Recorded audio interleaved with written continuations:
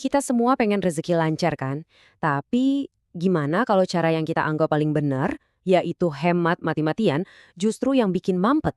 Hari ini, kita bakal bongkar satu ide yang mungkin kedengaran aneh. Kunci buat ngelancarin rezeki itu justru ada di cara kita belanja. Pernah nggak sih ngerasain dompet itu sesek banget? Kayak aliran uangnya tuh tersumbat, tiap mau keluarin duit mikirnya panjang, dan rasanya kok rezeki seret amat ya? Nah, sebenarnya apa sih yang lagi kejadian? Biasanya reaksi pertama kita kan sama. Kencengin ikat pinggang, stop semua belanja nggak penting, tahan semua keinginan, pokoknya hemat seketat-ketatnya. Kedengarannya masuk akal banget. Tapi, gimana kalau cara ini bukannya jadi solusi, malah bikin sumbatannya makin parah? Nah, ini nih, statement yang kayaknya ngelawan semua logika kita. Menurut sumber yang kita bedah kali ini, Gus Banan, sikap terlalu hemat itu justru ngerusak. Bukan cuma ngerusak ekonomi pribadi kita loh, tapi ekonomi global. Loh, kok bisa? Tunggu-tunggu, ayo kita telusuri barang-barang logikanya. Oke, mari kita masuk ke akar masalahnya ya. Kalau ternyata bukan boros yang jadi sumber masalah, terus apa dong yang sebenarnya bikin aliran rezeki kita ini mampet? Jawabannya ternyata ada di pemahaman kita tentang gimana seharusnya uang itu bergerak. Jadi konsep dasarnya itu namanya sistem infak. Bayangin gini deh, dalam sistem ini uang itu kayak darah di tubuh ekonomi kita. Dia itu diciptain buat terus gerak, terus ngalir. Energi uang itu baru benar-benar aktif pas dia dibelanjain, bukan pas dia diam ngendap di tabungan. Dan disinilah kita sering banget salah paham. Kita mikir infak itu cuma soal donasi, sedekah ke masjid atau amal sosial. Padahal makna aslinya itu jauh lebih luas, yaitu ya membelanjakan harta. Jadi pas Anda beli kopi di warung sebelah, traktir keluarga makan di mall, atau bahkan bayar ongkos ojek, itu semua sebetulnya adalah bentuk infak yang ngegerakin roda rezeki. Oke, coba deh kita renungin ini sebentar. Saking fundamentalnya konsep belanja ini, sumber kita bahkan bilang, ayat-ayat soal infak itu harusnya nggak cuma dipajang di tempat ibadah, tapi justru di mall-mall, di pasar-pasar. Tujuannya apa? Buat ngingetin kita semua, kalau setiap transaksi, setiap belanjaan, kalau niatnya buat kebaikan, misalnya buat nyenengin si penjual, buat bahagiain keluarga, itu udah jadi bagian dari sistem aliran rezeki dari Tuhan. Buat ngeliat bukti nyata dari teori ini, kita nggak usah lihat jauh-jauh. Kita semua kan baru aja ngalamin sebuah eksperimen skala global yang nunjukin betapa bahayanya kalau aliran infak ini mandek total. Ingat kan, pas zaman lockdown, waktu kita semua dikurung di rumah, aktivitas belanja mandek total, apa yang terjadi? Yaitu, sistem infaknya macet, duit berhenti muter, dan hasilnya bencana ekonomi, inflasi meroket, banyak bisnis bangkrut, orang-orang kehilangan pekerjaan. Ini bukti paling nyata, begitu belanja berhenti, sistemnya langsung rusak. Dan analogi ini tuh kena banget.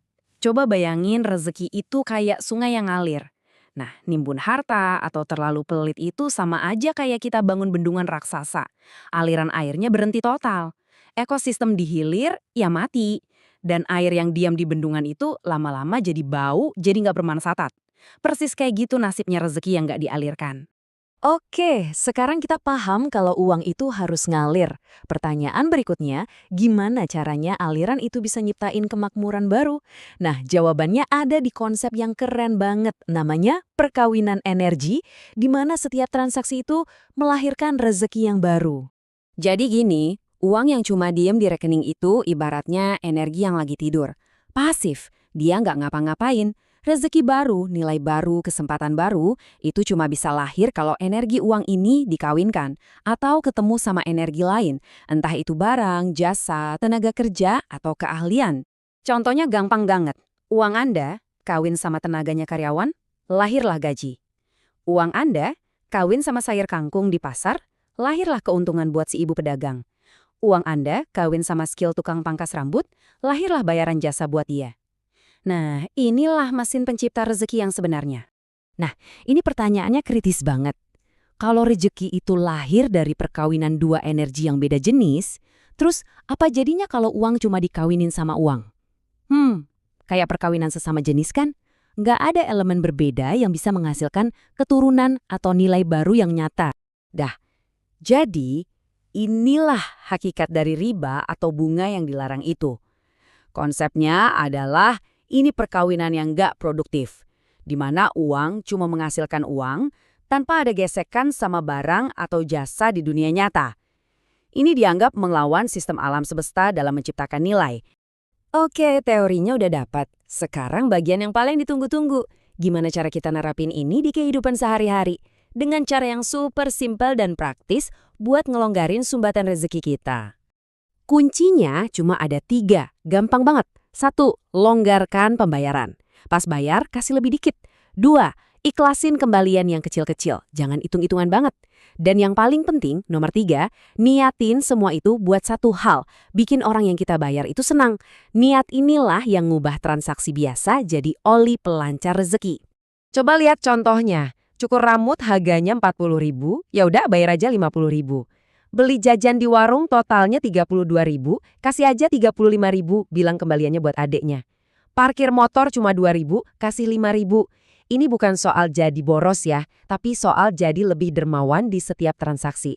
Dan ini loh jadi pelajaran yang bagus banget buat anak-anak kita yang lihat. Mereka jadi belajar kedermawanan langsung dari contoh sehari-hari. Dan secara psikologis, ini efeknya luar biasa loh. Ngasih tip Rp2.000 itu rasanya jauh lebih membahagiakan buat yang nerima dibanding kita ngasih sedekah Rp2.000 langsung. Kenapa? Karena saat kita bilang, kembaliannya ambil aja. Itu rasanya kayak apresiasi yang tulus, bukan kayak belas kasihan. Ini cara memberi yang elegan banget dan bikin seneng dua-duanya. Jadi setelah kita bedah semua ini, kita sampai di satu kesimpulan besar yang menyatukan semuanya.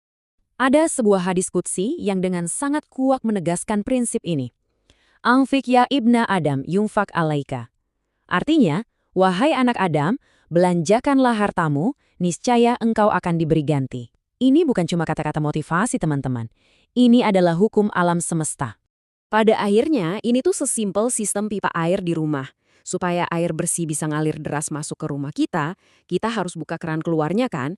Semakin kita kencengin keran keluar, ya makin kecil juga aliran yang masuk.